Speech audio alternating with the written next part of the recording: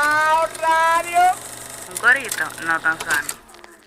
Yo, disfruta el sabor de siempre, con harina de maíz mazorca, y dale, dale, dale, dale, la vuelta al plato. Cocina arepa, también empanada, juega con tus hijos, ríe con tus panas, disfruta en familia, una cocinada, en tu mesa la silla nunca tan contada. Disfruta el sabor de siempre, con harina de maíz mazorca, y dale, dale, dale, dale, la vuelta al plato. Siempre felices, siempre contento, dale la vuelta a todo momento. Cocina algo rico, algún invento, este es tu día, yo lo que siento. Tu harina de maíz mazorca de siempre, ahora con nueva imagen.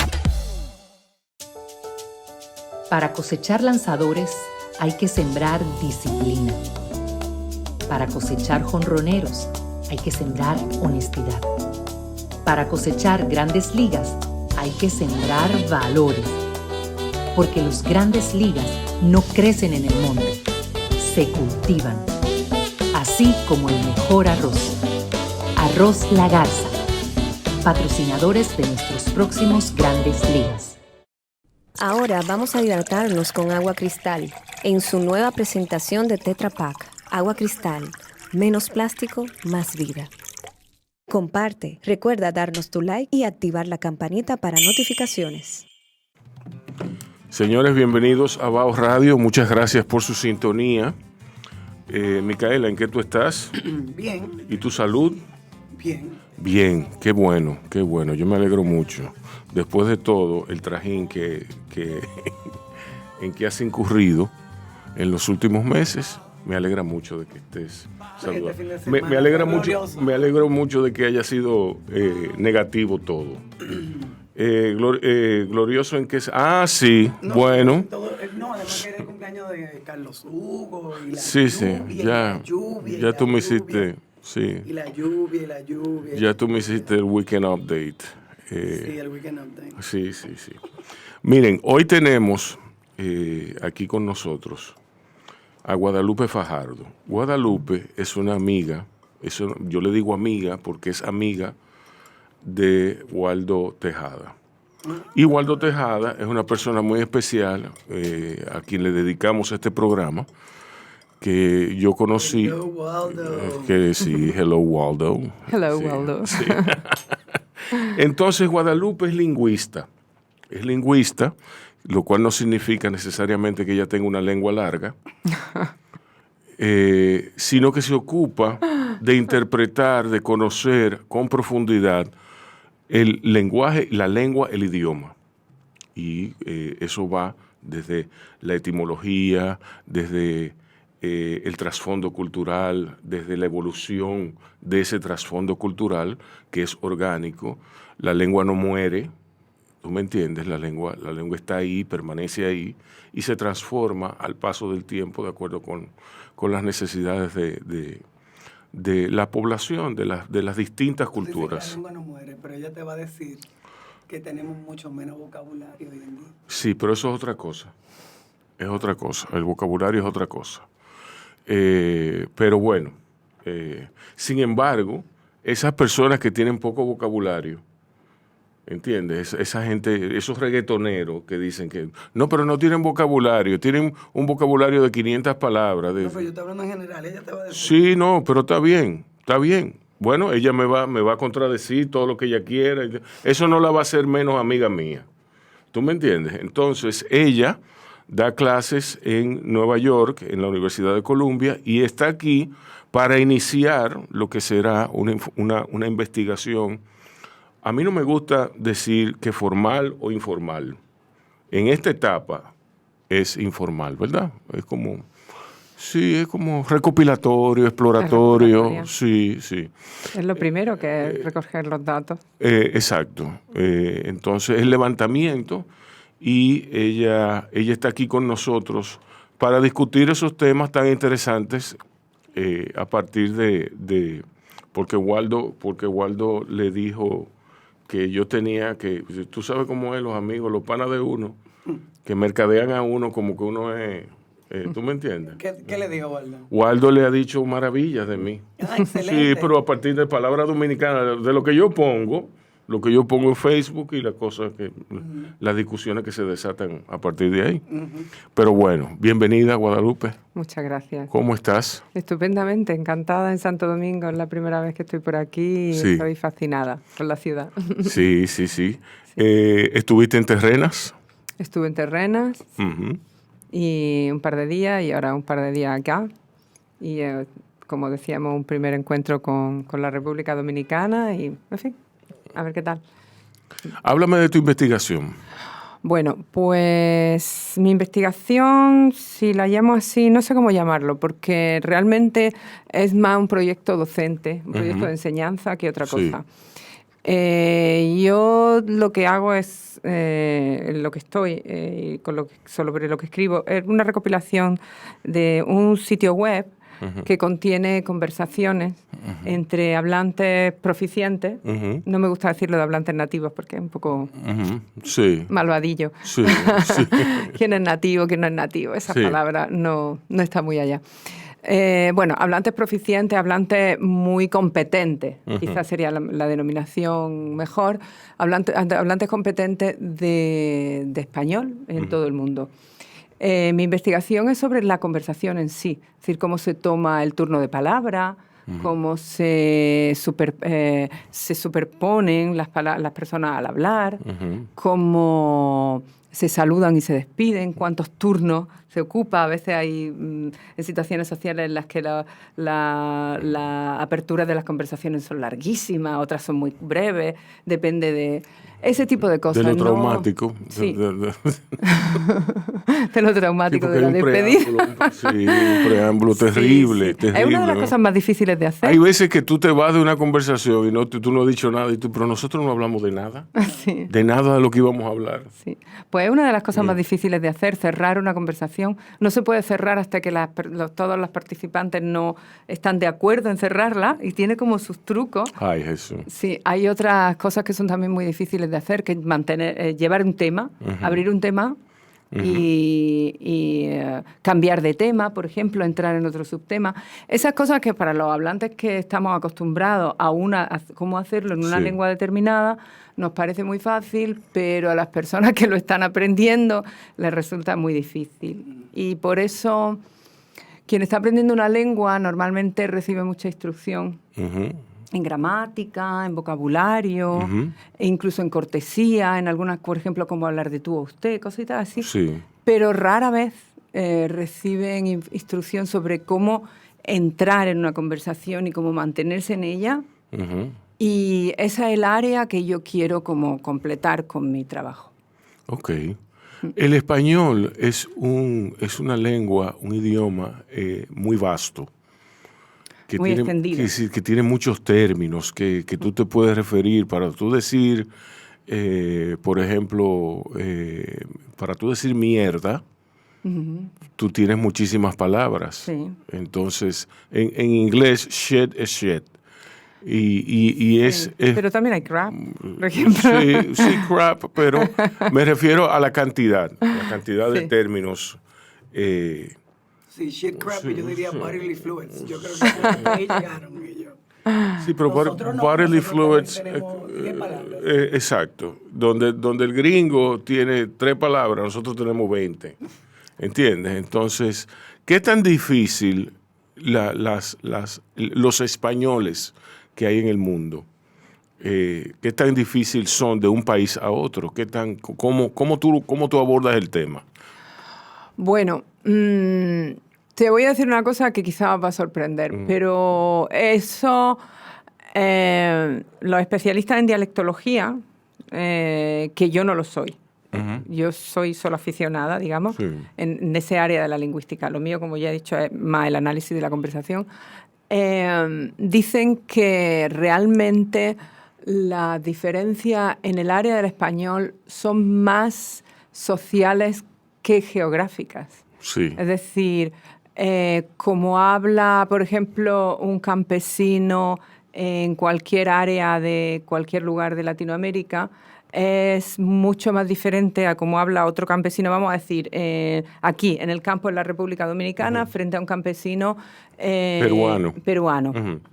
Pero es un campesino chileno. Sí, sin embargo, las diferencias que hay, o sea, a medida que sube la pirámide social, educativa y económica, pues básicamente las diferencias se achican muchísimo. O sea, la cercanía es muy grande porque la manera de educar, la manera de educar a la élite en toda Latinoamérica es más o menos similar. Sí. Y pasa por maneras de aprender el español que antiguamente era la iglesia, básicamente los sermones de los curas eran los que unificaban, y hoy día es la televisión. Bueno, ya la televisión no, ya el internet y la educación, los dos casos. Es decir, que hay más homogeneidad. Sí, a medida que sube la pirámide social, la homogeneidad es altísima, excepto por unos cuantos términos aquí y allá, y también cuanto más formal es la situación. Exacto. Más informal la situación, las variantes se separan más. Sí. Pero eso ocurre realmente en casi todas las lenguas. En el español quizás es más llamativo porque como está tan extendido en el mundo, exacto, resulta muy llamativo. Pero es una pirámide. ¿Qué tú me dices de la curiosidad académica de muchos estudiantes? Tú me hablabas de eso ayer, pero por razones del etílico. Razones etílicas. Sí, etílicas, sí. No pudimos explotar esa vertiente de la conversación. Tú me decías que hay muchos estudiantes allá en Colombia que no necesariamente son latinos, que son gringos, que son norteamericanos, que estudian español. Sí. Y no porque sea una materia electiva. Yo te preguntaba eso, tú me dijiste que no, que son materias de curso normal. Sí. ¿Por qué esa popularidad? Bueno, en Colombia y muchas otras universidades hay lo que se llama un requisito de lengua, que quiere decir que todos los estudiantes tienen que estudiar una segunda lengua. Exacto. Colombia es una de las pioneras en ese terreno y de las más estrictas. Y da igual que sea, bueno, la lengua que sea urdu, sea mandarín, lo que quieran. Pero la mayoría, una mayoría abrumadora, eligen español. Porque, claro, el español es la segunda lengua en Estados Unidos, la segunda lengua más hablada en Estados Unidos. Y nosotros venimos a tener todos los años unos 1.000 estudiantes de español. ¡Wow! Sí, entre las secciones de lengua y las secciones un poquito más avanzadas, sí. ¿Y qué tan proficientes son? Bueno, empiezan desde el nivel inicial absoluto. Exacto. Algunas veces, casi nunca son absolutos, porque en muchísimos casos han tenido algo de español en la escuela secundaria. Casi siempre. Sí. O sea, que nunca son completamente... Pero también tenemos muchos estudiantes internacionales que sí son iniciales absolutos. Sí. Y hay un interés, pues, que se debe... ¿Por qué hacen eso y no francés o alemán o chino o lo que sea? Bueno, hay quien lo hace también, obviamente. Pero lo hacen sobre todo porque están rodeados de español. Teniendo en cuenta, como te decía ayer, que el español en Estados Unidos es la lengua de los trabajadores, la lengua de la gente pobre, pues mucha gente, bueno, tampoco es que sea todo el mundo, hay gente que supera, logra llegar a tener una clase a tener una estabilidad económica no clase mayor. Social, ¿no? Sí, no, exactamente, pero es verdad que en su mayoría son trabajadores y bueno, pues muchos de mis estudiantes pues tienen en el futuro la idea de ser profesionales de todo tipo. Son élite, completamente. Mi universidad es una universidad de las más elitistas seguramente del mundo, desgraciadamente, pero también es verdad que tiene muchísimos programas de becas. Pero, bueno, paréntesis. Pero quieren ser profesionales y como quieren ser profesionales, quieren tener un poco de español para poder... no sé, aunque sea tener un poco de interacción con sus clientes futuros y todo ese tipo de cosas. Y luego, pues, también simplemente, por supuesto, hay quien le gusta viajar, quien quiere conocer el resto del continente, curiosidad y de todo, y que sabes que, bueno, muchas personas viven con vecinos que hablan constantemente español, en fin. Y, por supuesto, también hay una cantidad bastante notable de otro fenómeno que no hablamos ayer, pero que es súper interesante, que es la segunda generación de inmigrantes. Que ha oído o sabe un poquito de español, comprende incluso mucho. Hay muchos niveles, ¿no? Que comprende el español o ha estado, desde quien ha puesto su hijo en escuelas en Nueva York, escuelas duales que enseñan en las dos lenguas, Sí. hasta quien ha prohibido completamente que sus niños hablen español en ningún caso para evitar la estigmatización. Ujú. Y eso es muy triste, pero es verdad. Hay que entenderlo, porque mucha gente ha sufrido mucho racismo y mucha estigmatización y no quería que sus hijos sufrieran eso. Entonces, y luego también ha habido momentos, últimamente está más tranquila la cosa, pero ha habido momentos en algunas regiones del país que ha habido agresiones a personas por hablar castellano. Entonces, pues, en todo ese ranking, ¿no? Y por esas múltiples razones,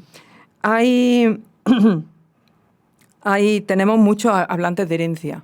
Sí. Pero no son todos iguales. Hay muchas personas que empiezan a enseñar español y creen, bueno, hablantes de herencia, pues todos en esta clase. Y no, son hablantes de herencia desde uno que sabe hablar sabe hablar 4 cositas y entiende, hasta quien lo ha hecho en clase y quien ha estado en clase y quien lo habla en su casa tranquilamente. Sí. Bueno, dicen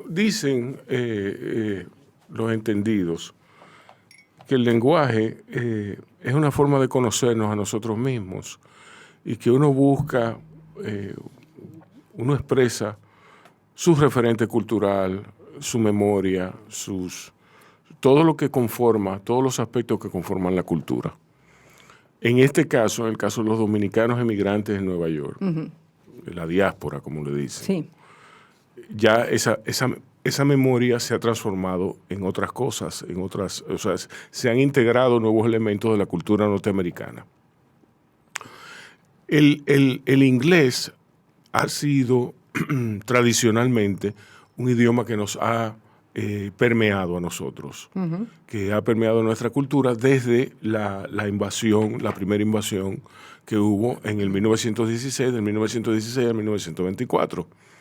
Desde esa época hay una presencia del inglés aquí bastante marcada. Y eso está más que evidente en todos los anglicismos que nosotros utilizamos, muchas veces sin darnos cuenta. En el caso, por ejemplo, del béisbol, el shortstop, el center field, lo file. ¿Tú me entiendes? Entonces, de ahí se desprende muchísimos anglicismos, al igual que el tainismo está presente en nuestra cultura. Bueno, yo nunca me voy a olvidar yo quisiera como que borrarme esa experiencia. ¿Cuál? El blues. El blues, sí. ¿Qué es el blues? Sí. El blues, es que usted sabe cómo es este país. Entonces, ¿qué pasa? Hay tour guides en la zona colonial que te dicen que hablan francés, alemán, italiano, español, inglés, toditos los idiomas. Sí. No, pero es un conocimiento rudimentario. No, y ni eso. Son ellos mismos que se están enseñando. Entonces, y me di cuenta ahí, con el blood, que él está leyendo. El blood. Entonces, él como lo está leyendo, él lo interpretó como blood. Sí. No, yo estoy ahí, mi hija Ana Micaela trae una amiga brasileña y le queremos dar un tour de la zona colonial. Y yo le digo, bueno, mija, yo no voy a poder decirte nada, tú sabes. Vamos a buscarnos a alguien que nos diga qué es lo que está pasando.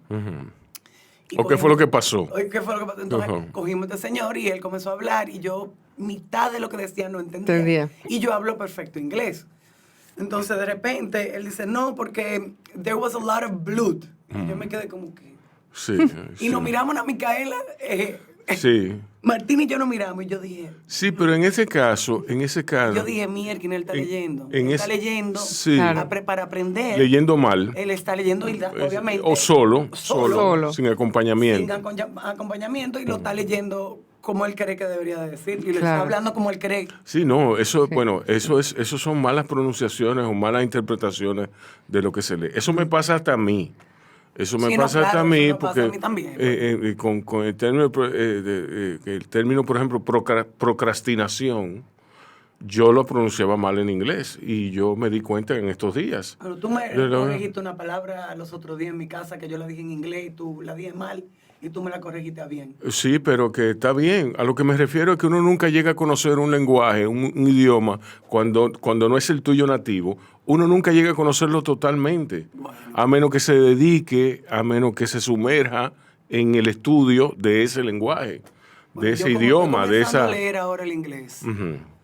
Y tú sabes que yo lo que leo son novelitas y vainas bien divertidas.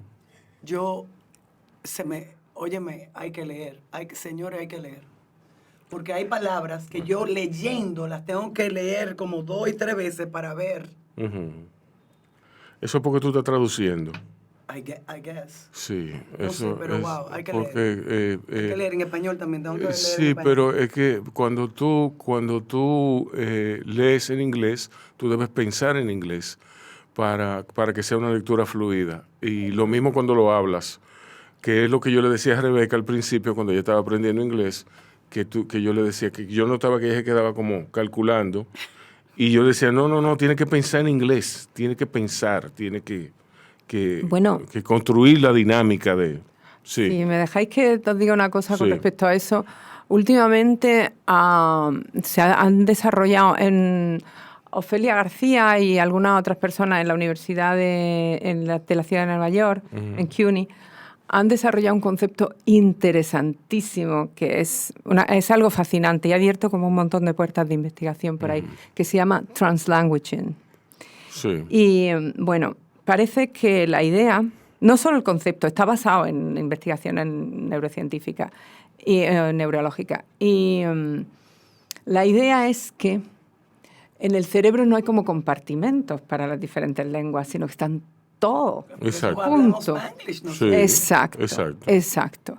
Entonces, es casi imposible no traducir, porque puedes no necesitar traducir, puedes andar de una... Tú tienes un repertorio de palabras entre las que están la palabra mesa, está table, está board, Exacto. está velador, está lo que quiera. Hay un montón, o en diferentes, con otras lenguas más, aparte del español y el inglés. Y tú seleccionas en cada momento, igual que seleccionas, por ejemplo, según la situación social, seleccionas si dice buenas, buenos días, hola, o qué es lo que es, o Sí. qué pasa, lo que queráis, ¿no? ¿Cómo tú estás? Es como tú estás. Todo ¿Cómo ese estás tú? repertorio, ¿verdad? Todo ese repertorio está ahí. Pero también está el hello, good morning, how do you do, todas esas Sí. cosas también. Sí. Entonces tú llegas a un momento en el que tú te ves en una situación con quién estás delante, qué lengua crees que entiendes, si tienes que ser más o menos formal y eliges. Pero es de todo ese repertorio junto. O sea, está todo en tu cabeza. Tu vocabulario no está como compartimentado. Por eso sí. eso ocurre. Por eso ocurre Sí. que El Spanglish para mí es muy natural. en Pero que toda claro en que se le da- todas las claro lenguas que que es hay en natural. contacto, no es que es natural, es que es imposible que no lo haya. Sí. Lenguas en contacto son, bueno, creol, que lo tenéis aquí, que no sé, yo estoy segura que tendría que haber algún creol entre español e inglés más antiguo también en la República Dominicana, más Seguro. antiguo no sé, seguramente en los puertos, De cuando el creol y fue... por supuesto no hay con taínos No, pero porque no en- dejaron taínos. En el caso del Pero- creol, no, pero los taínos están presentes en nuestra cultura a través del Sí. lenguaje. Claro, A través de... sí. lo que se llama el sustrato lingüístico. Sí, Los sustratos sí. siempre funcionan y además son de lo más potente. Sí.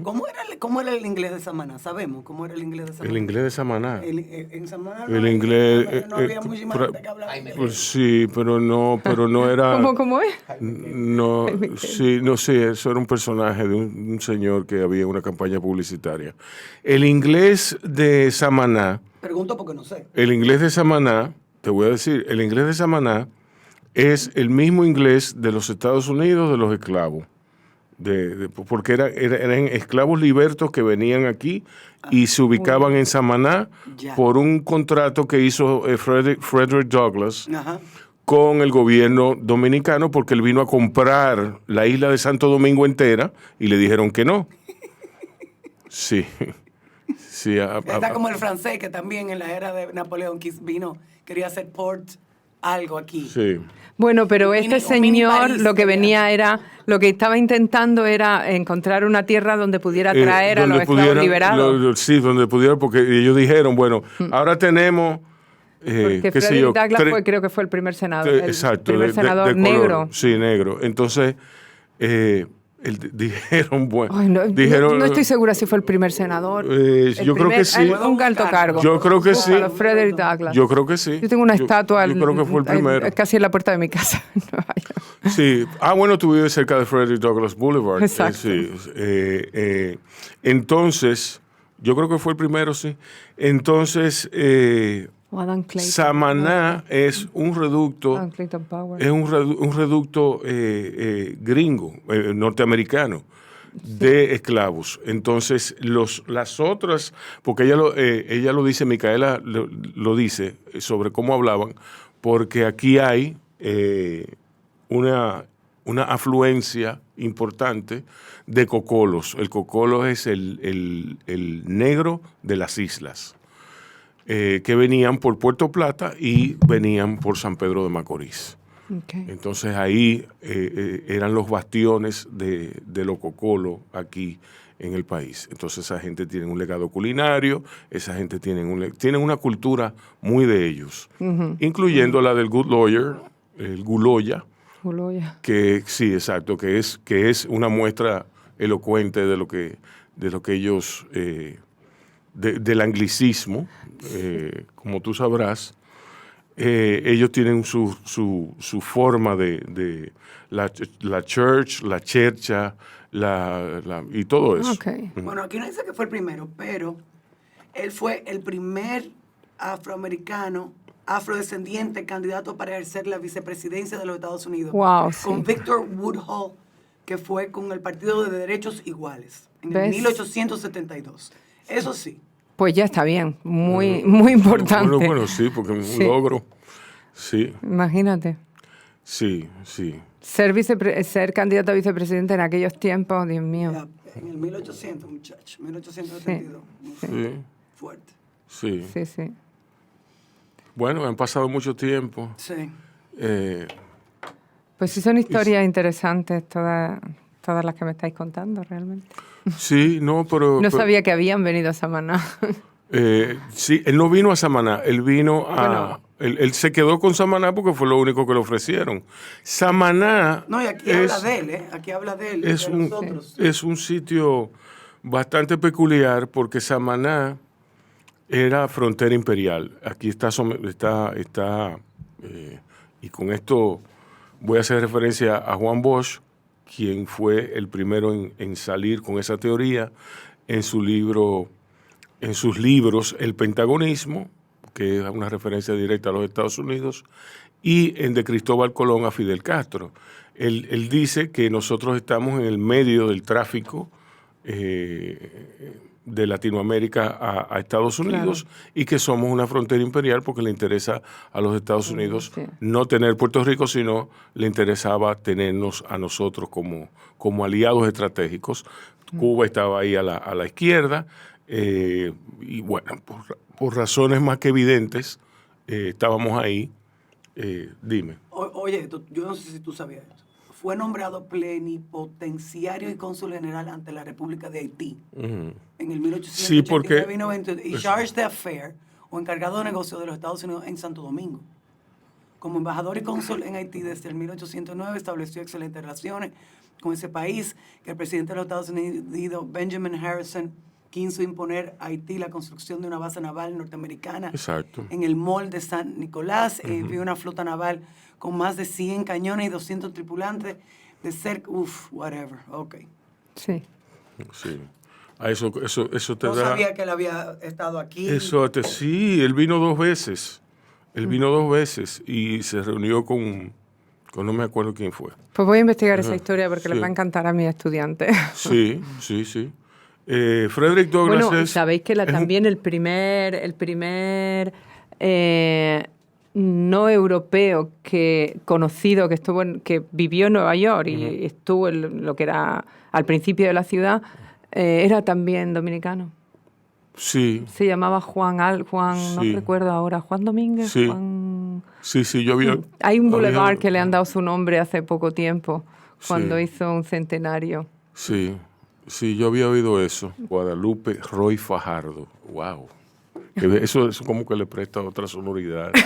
Sí. Mira, Micaela, dígame. Háblame de Juan Rodríguez. Los datos más reveladores sobre su historia provienen de documentos hallados en Holanda. Señalan que Rodríguez era un hombre negro o mulato que en la primavera del 1613 arribó en el área del río Hudson, donde hoy está la ciudad de New York. Llegó a bordo de un barco mercante holandés proveniente de Santo Domingo y el lugar de la isla caribeña de la Española, que entonces era colonia de España y lugar de nacimiento de Rodríguez, según el testimonio registrado de miembros de la tripulación. El hecho de que su nombre aparezca escrito en documentos como Jean Rodríguez motivó cierta especulación con que tuviera raíces portugueses, pero expertos advierten que falta evidencia de eso. Pues ya. Ese fue el primer dominicano. Primer dominicano. No, el primer latino en general. El primer latino, sí. Sí, que era dominicano, sí, efectivamente. En esa época Nueva York llegaba hasta Midtown, hasta un poco más de Midtown. No, el resto era, me imagino que era bosque. No, Campos, el resto no era bosque, campo, no, era propiedad de los ricos que Bueno, cogían eso sí. para era como el playground de esa gente. Es como Gascue aquí, ¿tú me entiendes? Que Sí. estaba la ciudad de Santo Domingo y iban a vacacionar a Gascue, a los chalets de Gascue. Pero está muy interesante. Sí. Fue como que uno de los primeros, no voy a decir de los primeros negros, pero sí, la historia de Rodríguez parece destinada al olvido hasta que el historiador Simon Hart lo menciona en el 59 en un libro sobre los primeros viajes holandeses al Hudson, que incluía citas de los documentos notariales originales. Eso permitió que en décadas siguientes otros investigadores comenzaran a ver a Rodríguez como un ejemplo temprano de presencia afroamericana en lo que hoy es la Gran Manzana. Pues sí. Qué bien. Sí. Guadalupe, Muy Dime. interesante. ¿cuándo las lenguas, el idioma no desaparece, pienso yo? Bueno, a ver, ¿cómo te explico? Sí, generalmente evoluciona como la materia y la energía, ¿no? Se convierte en otras cosas. En otra cosa, pero sí hay que tener en cuenta también una cosa que un poco una cuestión de la vida que es así, pero que es muy, muy dura y muy triste, que hay lo que se llaman lenguas con denominación, lo que se llaman name languages en inglés, Sí. lenguas que tienen nombre, que están desapareciendo y que en el sentido de que sus habitantes están siendo colonizados de manera muy agresiva por quien sea que tengan alrededor, y entonces esas lenguas acaban por perderse, ¿no? Por ejemplo, eso ha pasado en áreas de toda Latinoamérica, de México, de Perú, hasta que no ha habido intentos, yo qué sé, en Argentina están prácticamente las lenguas indígenas prácticamente desaparecidas. Exacto. En fin. Y a menos que haya habido como una separación social y económica muy, muy fuerte, como ha ocurrido, por ejemplo, en Guatemala o en México, ¿no?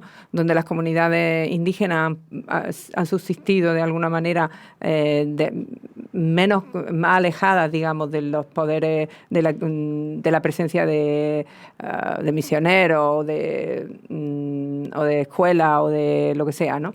O sea, más alejadas, por ejemplo, en zonas montañosas, en zonas más tal, ha sido más posible preservarlas. Sí. También porque incluso en las ciudades pues han tenido más fuerza, ha habido más, a lo mejor, por ejemplo, el quechua o la meará, tampoco sé bien la historia de cada una, pero ha habido circunstancias históricas que han permitido que se conserven, pero hay en otros sitios en los que no por el exterminio directamente o simplemente por la dejadez de las autoridades el intento de que se preserven, por ejemplo, a través de la Porque escuela.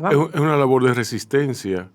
Sí, Que se mantenga la lengua, que no pierdan, y al igual con todos los aspectos culturales. Fue interesante Claro. digitalizar la lengua antes que se desaparezca por completo. Sí, bueno, hay un caso... Tener algún récord de ella, ¿no? Claro, hay un caso que a mí me toca muy de cerca en España, que es el de la lengua de los romás, de los gitanos, la lengua caló, que está prácticamente desaparecida por persecución y por lo mismo, porque si si no hay, por el estigma, por todas estas cosas de hablarla, y prácticamente lo único que quedan son un poco de vocabulario que se inserta dentro del español, y es curioso porque ha acabado tomando los rasgos gramaticales del español. Por ejemplo, la declinación la conjugación verbal, se dice un verbo como camelar, que es querer, pues se dice camelar con la AR del final de los verbos españoles, y es yo te camelo, se dice yo te quiero, ¿no? Etcétera, cosas así. ¿Qué tú me dices del catalán? Del catalán, pues es una lengua románica, el caso del catalán es muy curioso, porque el caso del catalán es súper interesante, porque el catalán tiene, al contrario de muchísimas lenguas regionales en Europa, esa lengua, la élite en Cataluña la asumieron como propia desde muy atrás, desde no sé cuándo, pero desde muy atrás. Entonces hay mucha literatura, no literatura popular, sino literatura también alta, como por así decirlo. Publicada, digamos, ¿no? Y escrita. Y eso ha hecho que se ha conservado mucho más, naturalmente, que haya tenido menos peligro, que por supuesto y que hoy día tengan esté súper viva y súper presente en todas las áreas de la cultura, frente a otra que le ha costado más trabajo. El esfuerzo político y educativo que se ha hecho, por ejemplo, con el euskera en el País Vasco, ha sido más difícil, no más difícil, sino un esfuerzo educativo como muy a propósito, y teniendo que, porque el euskera tenía además que tenía muchísimos dialectos, porque es una zona muy montañosa y cada valle hablaba uno. Exacto. Y entonces, pues, eso ha tenido también el problema, se ha conservado muy bien, hoy día el euskera está muy vivo, pero a la vez, pues se ha unificado demasiado, se han perdido los diferentes dialectos. Bueno, no totalmente, pero están en ¿Tú conoces el euskera? No, que va. Sí. No lo hablo. Yo quisiera no lo hablo. Dijera, ¿qué es eso? El euskadi, lo que se habla en Pues es una lengua fascinante. Sí. Porque es una de las pocas lenguas que quedan vivas en el mundo, que prácticamente, no sé, en el norte de España y el sur de Francia. Pero en la frontera del Atlántico, digamos. El Pirineo, ¿sabes? Bueno, ese norte donde están ciudades, por ejemplo, como San Sebastián, Bilbao, a lo mejor te suena, y el sur hasta Biarritz, en Francia, esa zona. En Francia está en peor situación, pero están vivas. Y en España tienen educación en la escuela y todo. Y bueno, esa lengua es una de las pocas lenguas que no se sabe de qué familia es. Mientras tú sabes, el español viene del latín, y del latín viene del indoeuropeo, etcétera. Bueno, por hacerlo corto, ¿no? Sí. El inglés viene del germánico, etcétera. No del euskera, es que no se sabe. No hay como otras lenguas en el mundo con que compararla. Sí. Se asume antiquísima.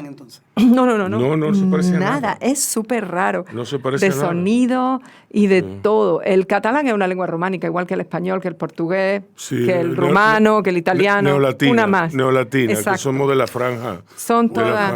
Una más, exactamente. Una más del mosaico ese. Sí, es que es así. Háblanos de... Aquí hay muchos catalanes, por aquí, por el Caribe. Sí, muchos catalanes, muchos de Canarias. Sí. Porque además en el proceso de independencia de estos países, yo tengo una colega que se llama Guada Ríos Font, que lo ha estudiado muy bien, como los procesos de independencia están muy ligados a los antiguos, en el siglo XIX, procesos de intentos, porque no lo consiguieron, de independencia también de Cataluña. Es como, hay muchos escritores, políticos, que estaban como, bueno, en consonancia, como haciendo esfuerzo común, ¿no? Entre uno y otro, sí. Guadalupe, háblanos de los acentos. A mí siempre me fascina eso de los acentos. Porque dicen que nosotros los dominicanos tenemos un acento. Pues claro, todo el mundo tiene un acento. Todo el mundo tiene un acento. Yo digo que no, porque yo no me lo voy con mi acento. Mira, tú tienes que hablar con Toñito, que es un amigo mío. Yo quisiera oírlo como que yo no fuera dominicana y oírme, tú sabes, para saber cómo es que yo sueno. Toñito es un amigo mío boricua, que eso me cayó como un ladrillo en la cabeza. Él me dijo, tú sabes que tú tienes tu cantadito, y porque yo siempre lo relajaba. tú tienes tu cantadito también. Y yo decía, ¿qué cantadito? Él me dijo entonces, me habló como un dominicano. Dije, pero ven acá. Y ahí yo me di cuenta de que sí, de que tenemos un cantadito. Nadie no tiene acento. ¿Y de dónde viene el acento? Bueno, ¿Cuál es la historia del acento? Pues los acentos, como las palabras que hay diferentes y las frases. El acento es lo que se llama la prosodia, que es una parte de la lengua que tiene que ver con la modulación de los sonidos. El sonido, Sí. exacto. Y igual que el vocabulario, igual que la gramática, eso va evolucionando y depende de la zona. Cuando el español se va formando a lo largo de la Edad Media en la península, pues hay 4 áreas muy diferenciadas, que son de norte a sur, ¿no? Y, por ejemplo, aquí hay una cosa súper interesante en esto. Sí. Fijaros que hay 2 acentos básicos, 2 básicos. Hay muchos acentos luego y muchas variedades del español, pero 2 se pueden como agrupar en 2 grandes familias. Sí. Una es el acento el que viene del norte, centro-norte de la península, especialmente, que se transporta a lo que se llaman las tierras altas de toda América Latina, de Río Grande a la Patagonia. Las tierras altas tienen rasgos comunes. Por ejemplo, tienen unas vocales mucho más débiles que las consonantes tienen mucha más fuerza, se pronuncia la S final. Y otros que no nos vamos a detener en eso ahora.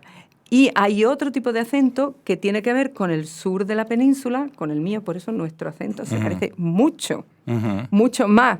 Mira, más, sí. Mucho más. Y que ese viene y se queda en las áreas costeras, en la isla y las áreas costeras de todo el resto de Latinoamérica. Eso luego se funde con las lenguas africanas, se funde con las lenguas indígenas, se funde con muchas otras cosas y hace las diferentes particularidades. Exacto. Pero, básicamente, los rasgos del español que tienen esas 2 áreas de la península vienen acá y tienen una influencia muy grande en por qué se parecen. A mí en las terrenas el otro día me decían, ¿de dónde? ¿Usted de Chile o de Argentina? Pues claro, porque se parece. Sí, la estructuración. Se parece el cantadito. El cantadito. Se parece que no pronunció las finales, no. Hay muchos detalles, muchísimos detalles, incluso luego de formas verbales y de si usa el pretérito o no lo usa, si usa cosas así. Sí. En la área, la élite, por ejemplo, de la península, vienen y se quedan en donde se establecen los virreinatos, las capitales de los virreinatos, ¿no? Que luego las más potentes están en La Paz, están en Bogotá y están en México ciudad. Y ahí, esa área, se forman unas cortes con los funcionarios y todo eso que son enviados directamente de Valladolid en su momento, de Madrid en su momento. Sin embargo, los trabajadores portuarios que vienen como marineros, especialmente vienen de Sevilla y del área de Sevilla, Canarias, y del resto de Andalucía. Eso, así un poco dicho, si me escuchara mi profesor de dialectología, me diría, ahí hay mucho que puntualizar. Diría, sí, por supuesto.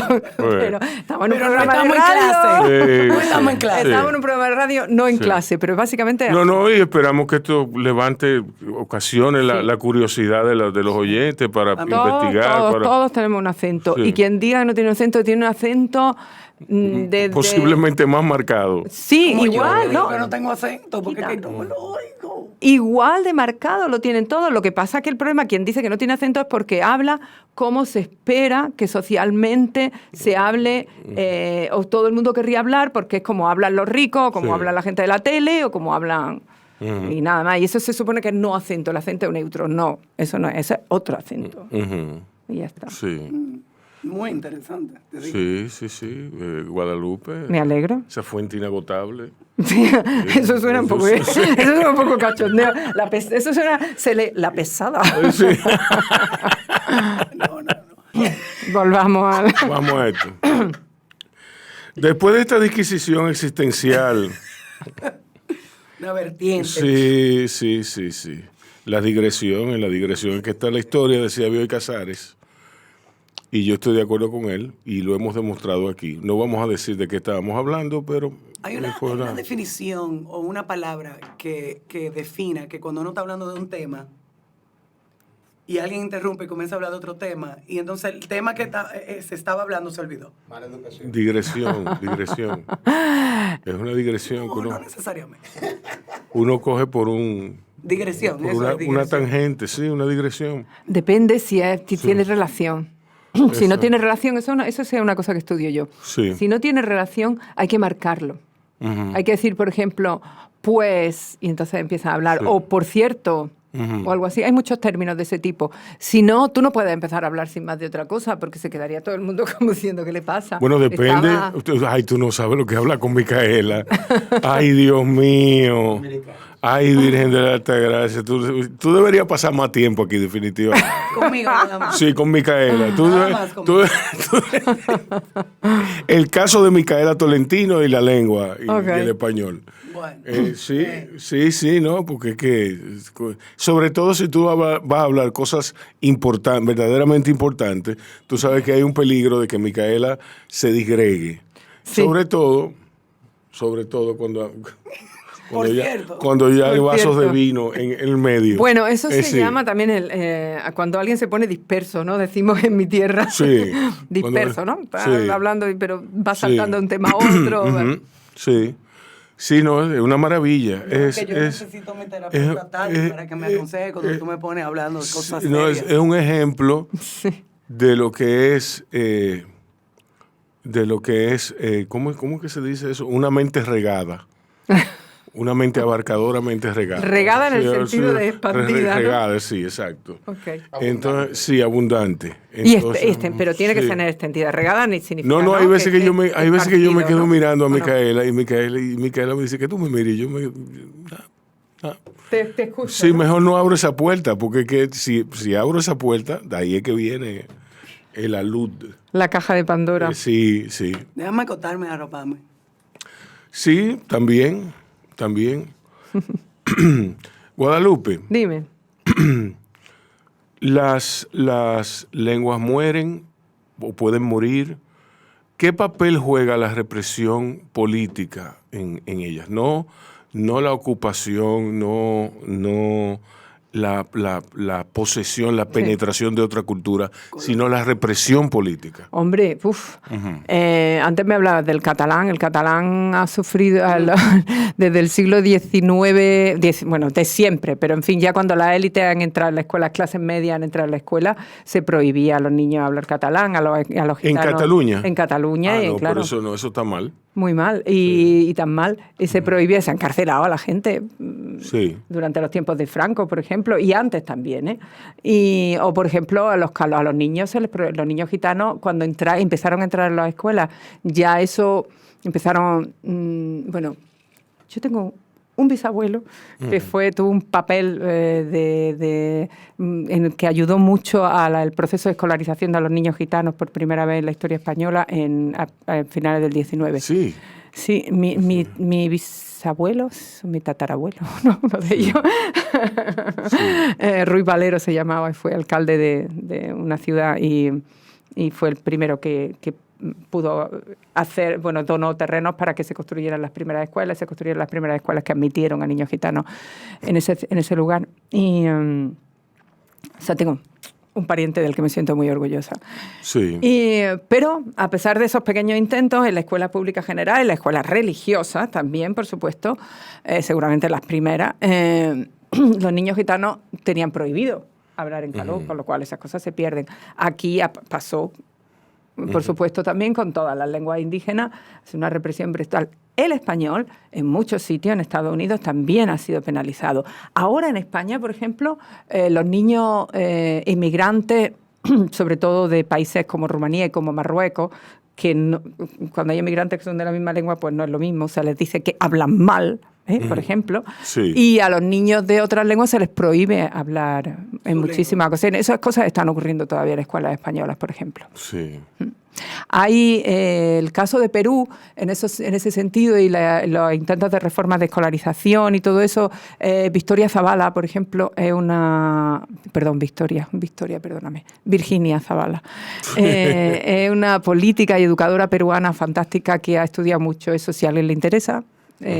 cómo se ha hecho eso, cómo se está tratando de mejorar esa situación en Perú. Pero claro, los gobiernos cambian, las políticas educativas no tienen continuidad en muchísimos casos y ese es el problema. Pero tiene una función, la represión de los niños de la escuela es algo espantoso. Yo a veces piensa que tiene 8 años, por ejemplo. Poneros en la mente ahora mismo, cerrar los ojos y decir, tenemos 8 años. Y tú vienes porque tus papás vienen de Siria, de la guerra, o de Ucrania, o de donde quiera que sea. Te colocan en la escuela porque en España, por ejemplo, la educación es obligatoria. O vienes de Marruecos por cuestiones económicas, ¿no? Porque tus papás están fatal allí, súper pobres, y quieren venir a trabajar a España. Bien. Y llega llega un día y te sientan en una escuela donde no entiendes ni papa absolutamente de la lengua que allí se habla, y encima tienes que estar callado, sentado derecho, durante a lo mejor 6 horas al día. ¿Eso tiene sentido para alguien? No. Bueno, pues eso es lo que se hace en las escuelas en todo el mundo con niños inmigrantes. Sí. Eso es trágico. Eso es una forma de tortura psicológica, de tortura cultural, Sí. que no tiene ningún sentido y que es espeluznante para mí, francamente. Sí. Pero no hay Un programa. un programa que les Sí, vaya sí lo enseñando hay. español y Claro que lo hay en todo. A veces lo hay, a veces lo hay en Estados Unidos, pero son limitados, son pequeños, los políticos no les interesa, Exacto. no tienen papeles, no votan. sí. ¿Qué más da? Además, a las personas que tienen, por ejemplo, para las que trabajan estas personas, los padres de estos niños, no les interesa tampoco que tengan papeles. Esa es la realidad. Porque entonces le tienen que pagar normal, le tienen que pagar seguridad social, le tienen que pagar sus cosas y no se las pagan. Así es mucho más fácil. La inmigración ilegal es la esclavitud de nuestros días. Sí, dínoslo a nosotros. Nosotros ¿Y los hijos de esos niños? Sabemos de eso. Claro que lo sabéis. Sabemos de eso. Claro que lo sabéis. ¿Qué tú me dices de la cultura de cancelación que hay? A ver, no me van a dejar volver a España, ¿eh? Como Bueno, sabía este programa por allí. En España eso está fuerte. Pero en el mundo entero desarrollado, en el mundo entero, hay una cultura de cancelación. A los hombres se les cancela, a los hombres que os cancelen un poquito, que tampoco os pasa nada. Sí. Un poquito. Sí, yo estoy de acuerdo contigo, pero también... Un poquito, este se ha puesto muy serio. Que no, porque eso de más... eso de emasculating. Sí. Bueno, así sabéis cómo se siente una. Pero ustedes nacieron sin eso. Sí. ¿Tú me entiendes? Sí. Pero bueno, ¿qué le hace eso al lenguaje y al idioma? ¿El qué? Esa cultura de cancelación. Bueno, pues eso que te digo, se cancelan lenguas. Es decir, por ejemplo, vamos a ver. Piensa en Estados Unidos, En por realidad ejemplo, siempre ha estado. Cuando tú vienes a ver la cultura de cancelación en el plano del lenguaje, siempre ha estado. lo único nuevo es la palabra cancelación. Cancelación, exacto. Pero antes era difamación, antes era gossip, o era chismorreo, o era bando en las plazas, ¿no? Ajá, sí. Papeles, o era pregonero, Sí. da igual. Ujú. O era el cura en el confesionario. Exacto. Sí, sí. eso sí, está buena esa. El cura en el confesionario. Pues ya es tú lo que sabía ese hombre. Pues, Es solamente que ahora tiene una... las redes sociales, pues, es solo un medio. Eso es un medio. ujú. ¿Cómo llega ese medio? Llega, pues, de una manera que yo sí lo veo como que es diferente a otros medios de los que ha habido, que es la soledad del lector. Ujú. Entonces, una persona, si tú llegas con un bando a una plaza, por ejemplo, y se acusa a una serie de personas del pueblo de hacer esto de lo otro, ¿no? Y tú estás escuchándolo con más gente. Entonces tienes como a lo mejor quizá un poco de más capacidad de discusión en ese momento. No estoy muy segura, ¿eh? Es una de estas cosas que piensas, ¿no? Pero, sin embargo, cuando tú estás con tu teléfono, bueno, lees los comentarios, pero no discutes tu propia opinión ante nadie, solo la sueltas ahí. Y frente a la conversación, vuelvo a mi tema, la conversación se produce en el momento. Sí. Una conversación no es algo como así puesto, sino que tiene un desarrollo y tú vas modelando lo que dices y lo que piensas, por supuesto, a medida y en función de lo que estás oyendo de la otra persona. Sí. Estás prediciendo Sí. lo que dice, lo que va a decir, lo que puede decir. Por eso decimos cosas como estás de acuerdo. Cuando estás de acuerdo con una persona, lo dices. Cuando no estás de acuerdo, dices, bueno, pero haces concesiones parciales y luego te vas a tu Sí. opinión. Es decir, y eso modela, de alguna manera, puedes pelearte también, pero todo eso está pensado siempre con la persona que tienes delante. Sí. Y aquello, lo otro, tiene como una especie de dilación entre las opiniones de otras personas y la tuya. Ujú. En la expresión, por ejemplo, pensemos en Twitter o en cosas así por el estilo, que hace que tu opinión necesite, no esté como secuenciada de la misma manera que está en conversación. Eso que se está empezando a estudiar, yo creo que es lo único que yo veo que sí pueda tener una influencia importante. Sí. Bueno, y también el hecho de que el radio de acción de esas cosas es mucho más grande, es decir, tú oyes opiniones de todo el mundo, ¿no? Ujú. Esos son los dos factores. Pero por lo demás, entonces la cancelación, pues sí, ya te digo, la cancelación, cancelado hasta la hoguera. Sí. Fíjate si se cancelaba antes a la Sí, gente. sí. No que se la cancelaba, que se la ponía en la hoguera. Sí. Así Por mismo. decir, Sí, por hablar otra lengua, sí, por ejemplo. sí. Guadalupe, muchísimas gracias por haber estado aquí. A vosotros espero que se por invitarme y por tenerme. Sí. Yo espero que se repita cuando vengas ya con más tiempo. Pues sí. Sí, hombre. Y compartas con nosotros los hallazgos de tu investigación informal. Bueno, no es informal, no Sí. me digas informal. Bueno. Es una investigación didáctica. Sí, bueno. Didáctica, pedagógica. Sí. A ustedes cuídense y cuiden a otros. Si te gustó el contenido de nuestro corito, deja tu comentario, comparte, recuerda darnos tu like y activar tu campanita para más notificaciones. Yo, disfruta el sabor de siempre, con harina de maíz mazorca, y dale, dale, dale, dale. La vuelta al plato, cocina arepa, también empanada, juega con tus hijos, ríe con tus panas, disfruta en familia, una cocinada. En tu mesa la silla nunca tan contada, disfruta el sabor de siempre, con harina de maíz mazorca, y dale, dale, dale, dale. La vuelta al plato, siempre felices, siempre contento, dale la vuelta a todo momento, cocina algo rico, algún invento, este es tu día, yo lo presiento. Tu harina de maíz mazorca de siempre, ahora con nueva imagen. Para cosechar lanzadores hay que sembrar disciplina. Para cosechar jonroneros hay que sembrar honestidad. Para cosechar grandes ligas hay que sembrar valores. Porque los grandes ligas no crecen en el monte, se cultivan. Así como el mejor arroz. Arroz La Garza, patrocinadores de nuestros próximos grandes ligas. Ahora vamos a hidratarnos con agua cristal en su nueva presentación de Tetra Pak. Agua cristal, menos plástico, más vida. Comparte, recuerda darnos tu like y activar la campanita para notificaciones.